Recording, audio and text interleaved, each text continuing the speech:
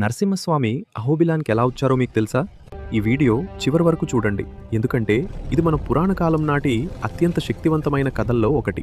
హిరణ్యకశిపుడు తన సోదరుడు హిరణ్యాక్షుడిని వరాహ అవతారంలో విష్ణుమూర్తి సంహరించడం చూసి పగతో రగిలిపోయాడు. భగవంతుణ్ణి ఓడించాలని బ్రహ్మదేవుడి గురించి ఘోర తపస్సు చేశాడు.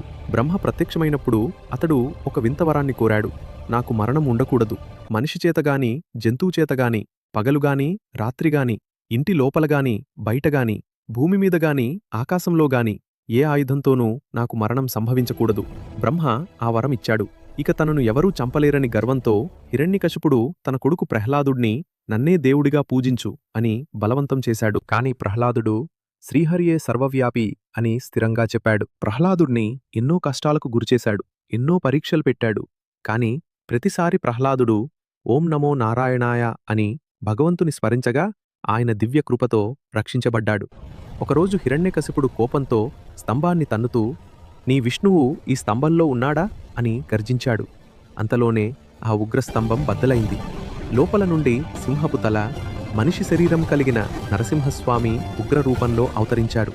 స్వామి హిరణ్యకశిపుడిని సభాగడపమీద కూర్చుని సంధ్యాసమయంలో తన ఒడిలో పడుకోబెట్టుకుని తన వాడి అయిన గోళ్లతో సంహరించారు. ఆ ఉగ్రరూపాన్ని చూసి దేవతలు అహోబలం అహోబిలం అని ఆశ్చర్యపోయారు. అందుకే ఈ ప్రదేశానికి అహోబిలం అని పేరు వచ్చింది.